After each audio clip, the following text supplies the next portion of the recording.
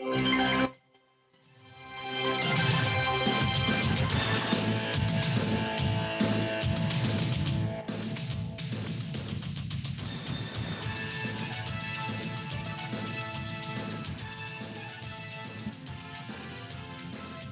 morning. Welcome to Gators and Golf on the Armchair Quarterbacks. Tony Aguilini, how the hell are you this morning? Great, man. How are you? I'm doing pretty good. We went to the Brad Paisley concert last night, so I'm a little groggy, but other than that, it was a very good show. Very good show. Very cool. Was his wife there? Was the daughter of the father of the bride there? Not that I know of. He obviously he was on stage the whole time. I never saw her. They did he does a good job of putting video backdrops as he's singing, and she was in some of those, which is cool. I don't know. I want to say she does travel with him though. I'm pretty sure that's the deal because she doesn't realistically do a whole lot of acting anymore. So it's funny, like every woman under 40 that fell in love with that movie, she's at the top of every time she's on TV, it's memory lane time. So it's pretty funny those two hooked up. But I've heard he puts on a fun performance.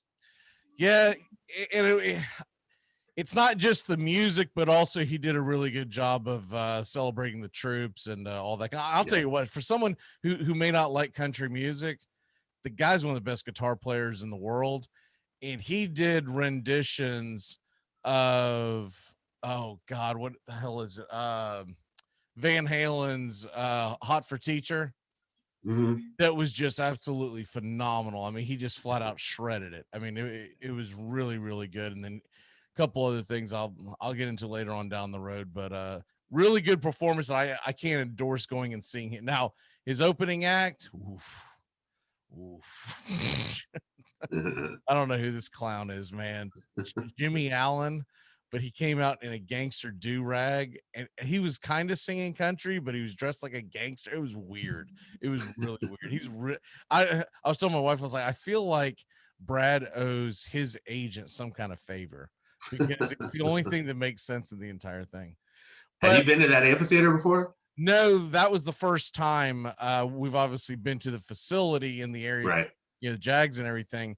And my wife's already trying to see if she can get us tickets to go to the Jaguars Titans game in December, because we were in like some kind of I don't want to call it an executive suite, but for lack of a better term, that's what it is. Because it's a really, really big area for the top of level.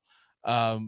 And so the seats aren't like, you're not like right on the stage. That's not what makes it cool. What makes it cool is that the area that you can hang out in before the show and during the show is that it's this huge area inside with air conditioning, which was key because man, was it muggy out. I mean, I was just dripping with sweat, but definitely worth it for the show, but it wasn't worth sitting out in that heat for those two nobodies that I'd never heard of. Well, it's kind of funny. They and we've been before. The biggest, it all depends on the time of year. Like this time of the year, especially after the storm, it's super muggy. There's not a lot of airflow in that place. No. And what's funny is they built that practice facility now that the Jaguars are going to use for like 1 or 2 more years while they build the other thing, and then they're going to rent the other place to, I guess, youth leagues and stuff like that. But now you've got that monstrosity that traps all that air into the amphitheater. It's there to block the sound too, but now it's going to sit there and basically do nothing. So they blew a bunch of money on that, not knowing they were going to build a football facility too. So yeah, I was wondering about that, as far as where are they going to put that new facility at? I believe it's pretty much going to be about where the practice fields are now. It's not something that'll take forever to build, but they've broken ground on it, they haven't broken ground on it. I think they're doing that here. They've got to get approval for everything still, I think. So once that's done, they'll work on it pretty quick. But basically where those Blue Cross Blue Shield practice fields are and some of that other area, and what they should do is move the fairgrounds out to the middle of nowhere on the west side out by Cecil Field and like Jacksonville's the only like relatively big city that has their fairgrounds right smack in the middle of prime downtown real estate. Everybody else has it, where there's just a bunch of trees, and for some reason Jacksonville's always had it right there in downtown. I mean, Dallas is maybe the one that has it closest to like other stuff, but it's nowhere near downtown. It's 10 Right. miles away. So I don't know. That's probably a whole nother Jacksonville planning armchair quarterback show. Yeah, I did see it as we were heading in, all the construction that they were doing, that it was evidently for the shipyards. So that's, yeah. Right now, it's like, who cares? But it is exciting to essentially see where it's going to be and all that kind of stuff. All right, so before we dive into anything, I do want to mention this because I think you kind of scoffed at it, but Florida Gators are 30th ranked in recruiting, and I get it that it's July. Yeah. But does that not concern you at all that they're 30th? I mean, they were 29th when I sent it to you, and evidently Purdue jumped over them overnight. I don't know what the hell happened there. I was pulling it up this morning. Snapper, I thought the same thing. I was like, man, you had us overrated at 29. Reality set in. They have us Purdue at lost 30. in that long snap around 10 p.m. last night. Yeah, damn. Time to get a 3-star punter or something. Get back ahead of Purdue. No, I am. I think the biggest concern with Florida fans is Mullins had the chance to maybe beef up recruiting as far as the assistant coaches go. He brought in Tim Brewster a couple years ago. He's done well, but I think there's still some dead weight on the recruiting trail. I think the 29 ranking, it does bother me just because you would have some more commitments by now, and I think that's what's bringing it down. I think there's only 10 commitments. That's what I'm looking at right now. Well, it's just to sure the fact that they don't have the volume. And Right. then the other thing that obviously is going to be just jump out at everyone is that the Miami Hurricanes are doing what they did in the 80s, but now it's legal. They're throwing money around everywhere. And so I'm expecting them to start skyrocketing. I'm surprised, but I don't think it's going to last that FSU's number 4, because I just feel like the season gets going, Florida State starts losing, and all these kids are saying how excited they are to come to the new regime. Are you really? Because you're going to have to find a special kind of brand of kid that is going to enjoy bringing them out of the ashes, so to speak, right? Yeah. The front runner kid's going to go, screw that. I'm going to Penn State. I'm going to Notre Dame. I'm going to LSU. Although LSU, who the hell knows what they're going to be. But what I was going to tie into this was Miami became the first school. Well, Derrick King became the first athlete to have a endorsement deal. And he did it with it's some kind of moving company. It's not really a point of it, because it's not like I'm trying to give them free pub. But screw them. But right after that, I saw that there's I think he's a car dealership in the Miami area, some kind of big business, and he's going to pay every kid at the University of Miami $500 a month to share money to share his business on social media. So basically, he's just giving them $500 because, right. I mean, is he really going to track that? Hell no. But this is what I was concerned about when this whole thing started, when they started talking about this, well over a year ago. And I remember talking to James about it at the time, and he kind of rolled his eyes I said, dude, here's the problem. There's going to be no legislation and no cap on what you can pay a kid. So where the hell does it end? And it's going to start tearing you at the seams. Now, this is back when we thought that the state of California was going to be the one, because they were the first one to start this. And I always say all bad things start and end in California, right?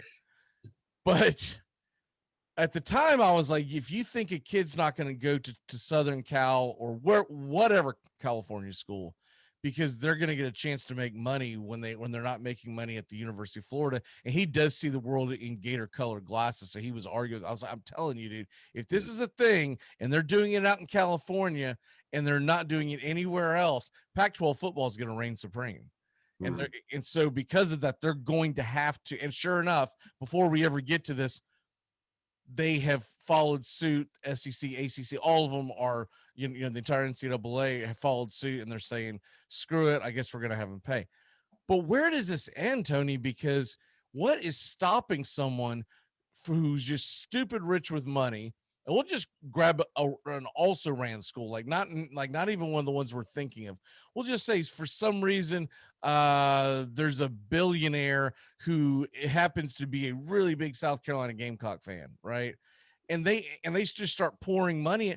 What the hell is to stop them? Because there's no legislation, there's no salary cap. Right. I mean, I think this is the death of college sports as we know it.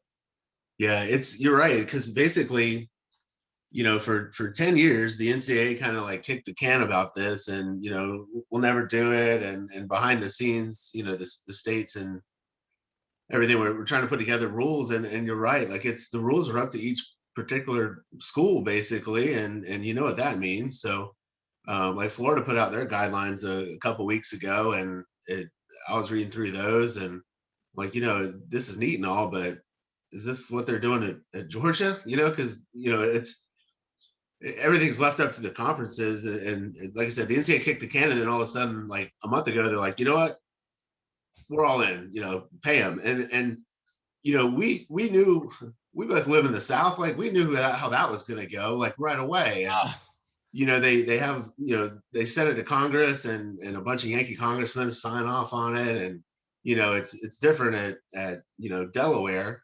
If the quarterback's gonna sell tacos or something and get $100 every month or something like that. But hell, here in the South, Lord knows what all these schools are going to end up doing. God only knows what Alabama's going to come up with. Yeah, and they don't even have to. No, but they're going to, because they're going to look at it as, we don't want to be outdone by LSU. Right. We don't want to be outdone by. I mean, let's be honest, the Hurricanes.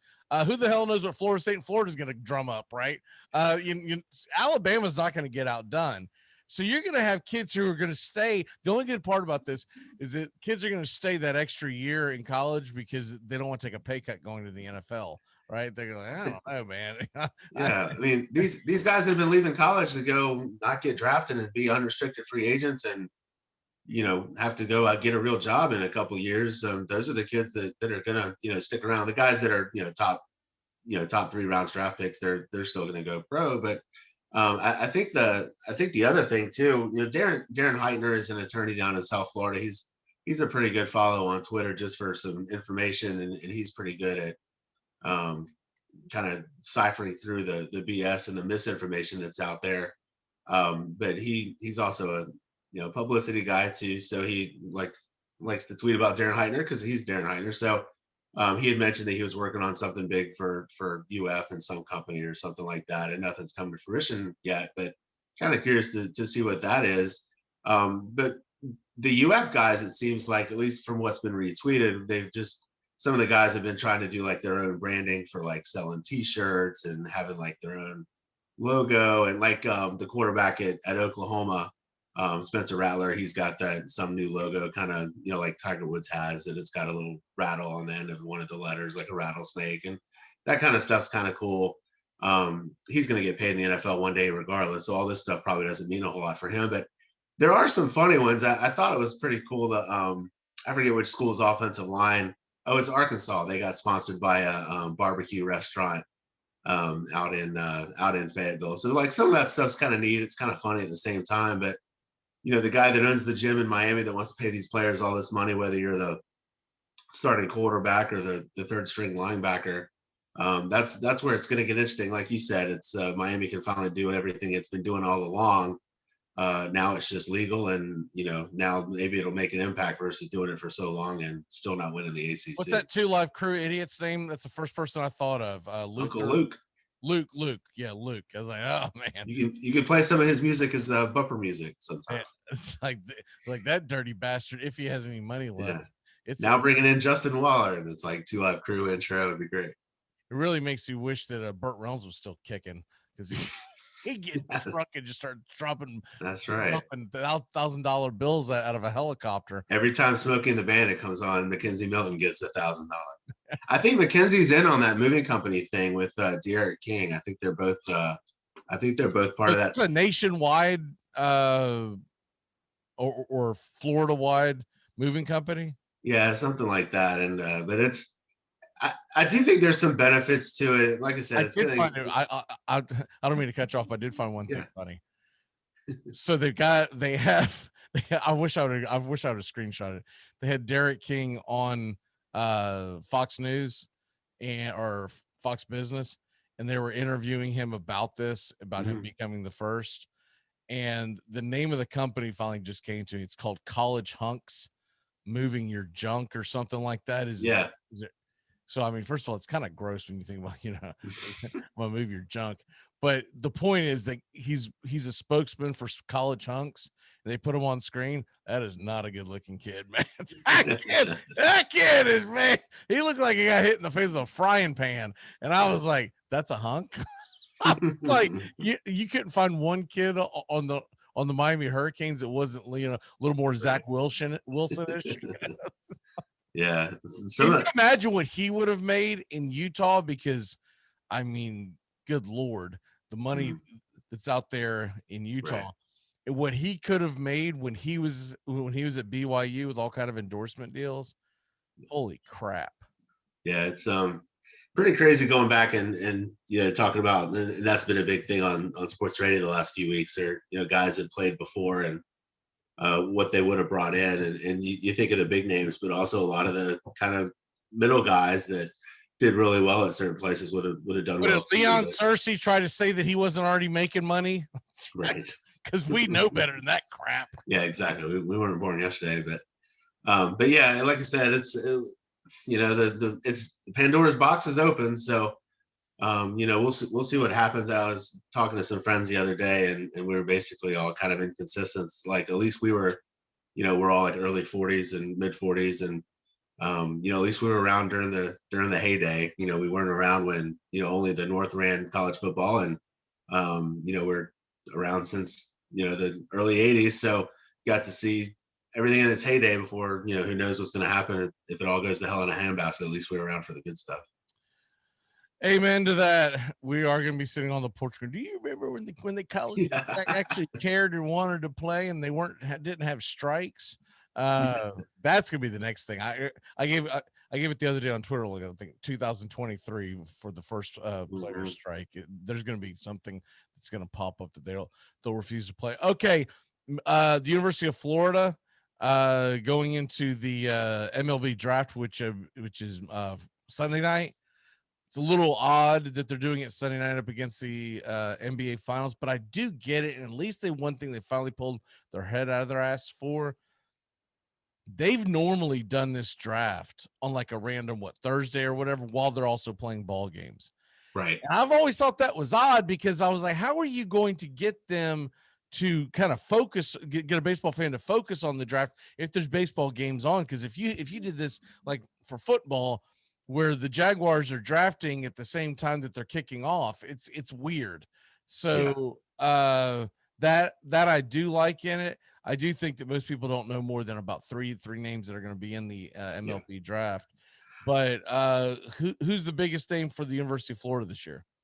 It should be Judd Fabian, center fielder. He's really good defensively, had a pretty good year offensively, kind of feast or famine. He struck out a bunch, but he hit a bunch of home runs, kind of like what Major League Baseball is in a lot of ways now. So maybe he's right up their alley, but he should be a first-round pick.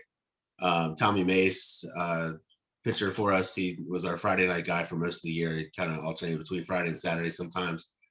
He's probably looking to be in a second-round pick. I think just the first round is on Sunday, and then they go 2 through 5 on Monday, and then 5 through 1,000 the rest of the week. If they are doing the full draft, I still haven't seen whether or not they're doing the full draft or not, because no, it's kind of like a compromise between last year. Last year was only 5 rounds. This year, I think it's like maybe 20, and then the next year they'll go full bore. Gotcha. But those are the big two. Nathan Hickey's from Jacksonville. He'll be an interesting one. He's probably like a 3rd or 4th round guy. So there's an outside chance. Fabian has a little bit of leverage. He's the youngest player, I think, in the draft from from the top prospect perspective.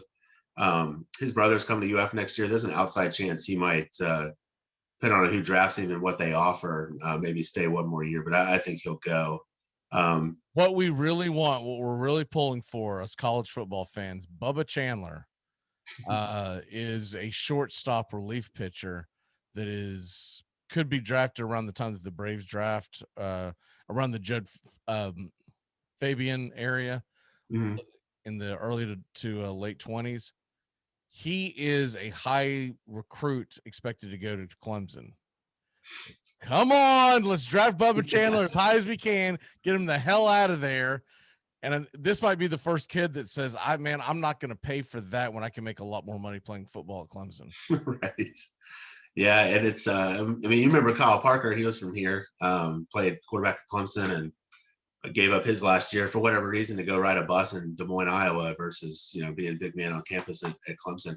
You're right about the timing of the draft. This is much better. I remember we were at a regional game years ago when in 2017 when Alex Faedo got drafted in the middle of a baseball game, and somebody sitting a few rows behind. I mean, they knew what was going on, but somebody a few rows behind the dugout kind of told everybody around us. So, but that whole thing's always been weird, where you can get drafted literally in the middle of a college the week baseball of game. the College World Series is the other. Yeah, it sucks. And that year is a little bit earlier, but yeah, it used to be like Wednesday of the first week of the College World Series. It's crazy, right. And then. Yeah, because I can remember my dad, God rest his soul, getting so mad Florida State would be in the College World Series, and the news would break that some kid got drafted. Now, why the hell is he even going to want to play now? Yeah, it was always a weird dynamic. They've either college baseball's finally become a big enough boy where they've separated the two, or this is all just because of COVID and it'll go back to what it was. But I think this is good timing. It's before the All-Star game. It's after college baseball is over with, and they're playing games right now, obviously, but it's a good time for them to actually have the draft. Hopefully, they'll stick with it. All right, we're starting to run out of time, so go ahead and give me your take on the John Deere Classic as we walk this off. I think the coolest thing about this tournament is if the winner hasn't already qualified, they basically win and hop on a jet and go to the Open Championship. So I always kind of root for an underdog here. It's a good place for some of these young guys to get their first win. I think Jordan Spieth's first win was at the John Deere, either his first or his second. But it's a kind of a cool leaderboard. There's a couple familiar names, guys that haven't won in a while. Chesson Hadley, who was the leader a few weeks ago in a tournament, he's up there again. Camilo Villegas is a name familiar to Florida fans. He played golf at UF, and he's been through a lot the last few years. So it'd be cool to see him. This is like pulling up the futures, like AA rosters. It's one of those tournaments. A lot of guys skip it. A lot of guys are playing in the Scottish Open or the Irish Open this weekend. Euro Tour is fun this time of year because you go Irish Open, Scottish Open, and then the British next week. So it's 3 weeks in a row where like the Rorys of the world and John Rahm and those guys all typically play. So there's morning golf, there's afternoon golf, and then you mentioned the senior US Open, which I'll usually watch. It depends on the course. This is in Omaha. I've never heard of the course before, and I don't know it. So I'll probably maybe watch it off and on. But the Euro Tour in the morning and John Deere in the afternoon will be for some good watching. Like I said, you're not watching to go see big names win the John Deere. It's all about, like you said, it's a futures game, and the winner. Brandon Hague pulling up the. I was like, what am I looking at? Where are the names at? I didn't realize that the Irish Open was going on. So a lot of those guys are over there, and they'll go goof off at Royal St. George and get some practice in, and we'll have that next weekend already. Must see TV on Sunday. Doug Jim is going up against Ryan Moore, possibly for the huge. I don't even know why they even try to put the MLB draft on during this. People are going to be tailgating and everything. Well, and I don't know why they put the NBA Finals that night, because everybody's going to be so drained from the John Deere Classic. I know, man. Like I don't even understand this. I mean, it's crazy. I mean, I'm going to go ahead and turn all my pool water off because there's no point, because me and my wife are going to be locked. Just drain it. Yeah, there's no way we're going to watch any of this other junk if this is going on. I love it. All right, brother. We will see you next week, and it'll be for the Open. Do you want to do it the day before, like we did last time, so we can pre-do the? Yeah, let's do it. Okay. All right. So we'll see you next Wednesday. All right, man. Go Italy. All right, man. Go 2 Live Crew, man. They're gonna bring a championship back to Miami. There you go. Have a good one.